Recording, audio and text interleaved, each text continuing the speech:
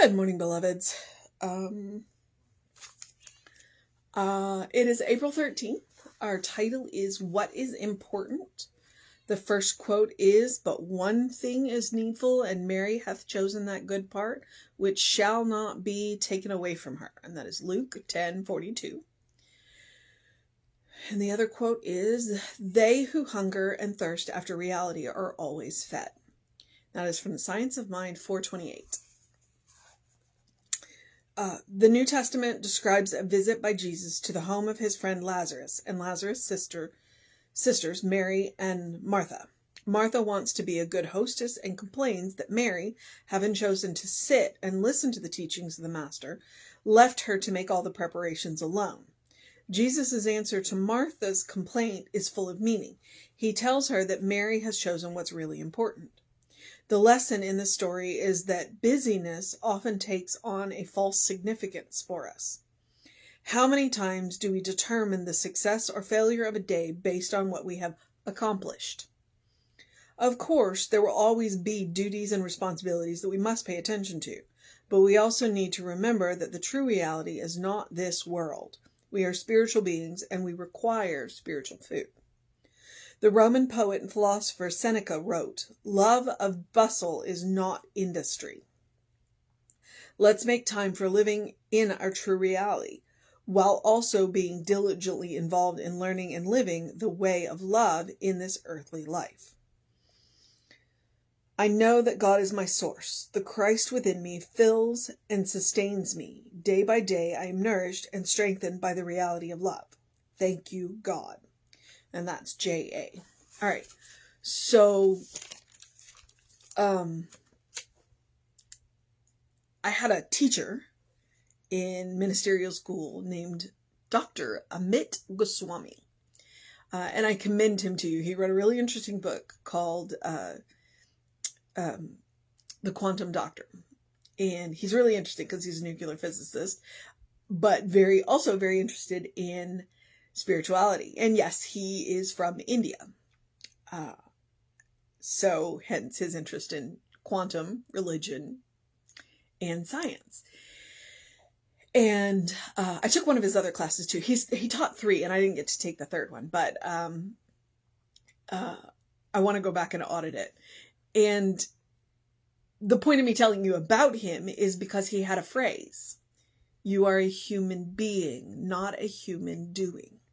And frequently we are so busy that we don't make time for ourselves. And oftentimes some of our busyness comes from us avoiding things that we don't want to do. So sometimes we're busy over here doing this when we really need to be over here doing this. And what this over here is this is our spiritual work. That is one of the reasons why we encourage spiritual practice every day. One of the reasons why this has become so important to me, this is part of my spiritual practice. Because I read this, I think about it, and then it's on my mind for the rest of the day, and I try and incorporate it into the rest of my day. That's why why I talk about the spiritual practice of doing the loving, kind, compassionate thing for yourself. Because we are human beings, and sometimes we get so busy doing, we forget to be. And we also forget to do things spiritually. We forget to treat, we forget to pray, we forget to ask for help. We wind ourselves up into these situations where we just blow because we haven't taken the time to just be, and then it comes out sideways, and then sometimes you have to do damage control. So, the title is it's really, and the fact that the title is today, and considering the day I had yesterday, and I'll just straight up admit I'm not looking forward to going to work today because I had a meltdown yesterday and I just couldn't hack it. And so I'm not looking forward to going to work today. And it is what it is, right? And so what's important? Well, you know what? In this scenario, I am. my job is important. I have work to do, but you know what? I'm important in this situation. And so I need to do what's best for me. And that's why I left early yesterday, because I needed to go and take care of myself. So what is important? My spirit, my soul, who I am, and what I need to do to take care of myself. That's important. And you need to do the same thing. You need to remember that you are a human being. And as he said, I think this is a her, as our writer today said, you know, there are things that we are going to have to do whether we like it or not, because we do live in this material reality and we have to participate in this material reality. But we can't get so busy in this material reality that we neglect our true spiritual nature. Okay? So, what is important? That is the question. And it literally does have a question mark on it. I know it's backwards, so. But one thing is needful, and Mary hath chosen that good part, which shall not be taken away from her. Luke 10:42. Go read the story. It's the story of when Jesus went to visit Lazarus, Mary, and Martha. I assume. Could be wrong. Yeah, it's happened. And then the other one is from the Science of Mind. They who hunger and thirst after reality are always fed, because they who hunger after and thirst after reality are going to go and do the spiritual work as well as the material work. So that is from Science of Mind 428. Okay, so we're back to the New Testament describes a visit by Jesus to the home of his friend Lazarus and Lazarus' sister, Martha and Mary. Mary wants to be a good hostess and complains. No, Martha. Martha wants to be a good hostess and complains that Mary, having chosen to sit and listen to the teachings of the master, left her to make all of the preparations alone. Okay? And we've all been there. We've all been, prepping for things, and then we've got somebody who's just sitting around doing nothing, and it's very frustrating, right? But when the master teacher comes in, sits down and starts teaching, the preparations can wait. It means that your spiritual nature takes precedence over your material duties. Okay? The material duties will get done.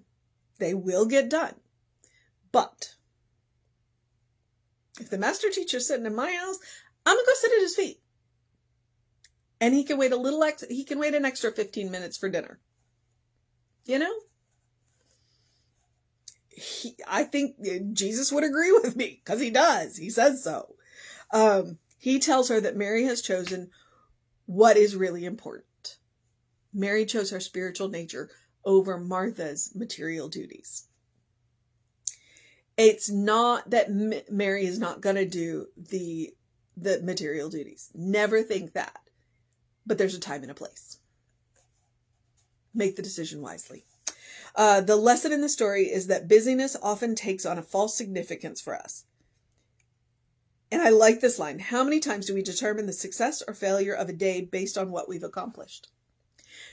In Western society, one of the problems that we do have is that if we sit down and do nothing, if we sit down and rest, then we're wasting our time.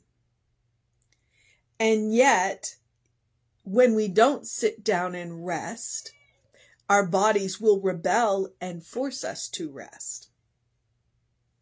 So there's an art to doing nothing. And you're not doing nothing. You are taking care of your physical body and your spiritual nature.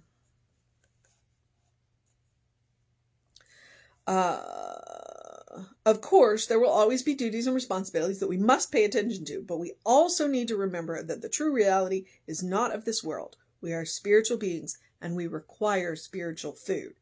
And that includes rest. And that includes doing nothing. And that includes going and having fun. And that includes our spiritual practices, whatever they look like, the treatment, the reading, the kind, loving thing. All of that is included. The Roman poet and philosopher Seneca wrote, "Love of bustle is not industry. Frequently, busy work is a waste of time." Let's make time for living in our true reality while also being diligently involved in learning and living in the way of love in this earthly life. There's room for both. There's room for both. And we will burn ourselves out if we don't make time for both.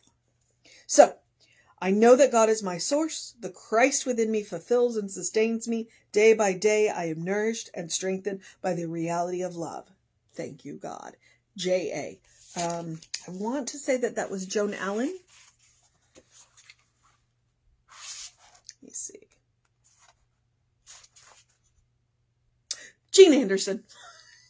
Jean Anderson. Hopefully by the time I get through the book, I'll have learned all the initials, because there's only 12 of them. So, I think. No, there's more than that. Okay. The mission today, should we choose to accept it? There's a Facebook group called What's Mine to Do. And I think that's the mission today. The mission today, should we choose to accept it, is to ask ourselves those two questions. What is mine to do and what is important? Especially when we are faced with something where we have to make a decision between our spiritual nature and our physical nature. And sometimes we're going to choose our physical, and sometimes we're going to choose our spiritual. And I think too often we will default to our physical at the detriment of our spiritual. So those are the mission today, is to, when you are faced with a situation, those are the two questions. What is mine to do and what is important? And remember Mary and Martha. Remember Mary and Martha. Martha's work got done. It did. And probably after the teacher was done, Mary was happy to get up and help her. So, all right. You have your mission. Your other mission for the day is the same one I recommend every day. Do something loving for yourself. Do something kind for yourself. Do something compassionate for yourself. Whatever it is. Take 3 deep breaths before you speak. That's going to be a big one for me today. To savor your cup of coffee, to take a nap, to go for a walk, to rest. Or maybe it is to take care of a couple of those physical tasks that need to be done. Because that's loving and kind and compassionate for yourself too. Sometimes you need to wash that sink of dirty dishes. You know? It's got to get done. All right, beloveds. And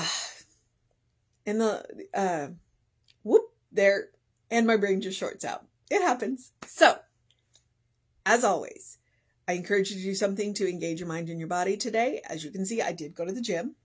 I encourage you to go get a face full of bright light first thing this morning.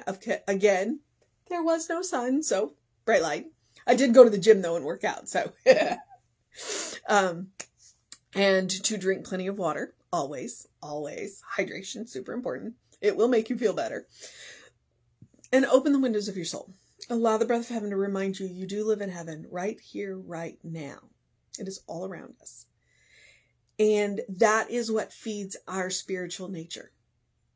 When we open those windows, when we open our soul and allow heaven in, because heaven is not a place, it is a state of consciousness. And Emma gives you the best advice for finding it. Look for the good and praise it. All right, beloveds. Take care of yourselves. Catch us on all the social medias. We are Creative Life Spiritual Center, Creative Life Spark. I am the Running Rev Ryan on the social medias that I am on.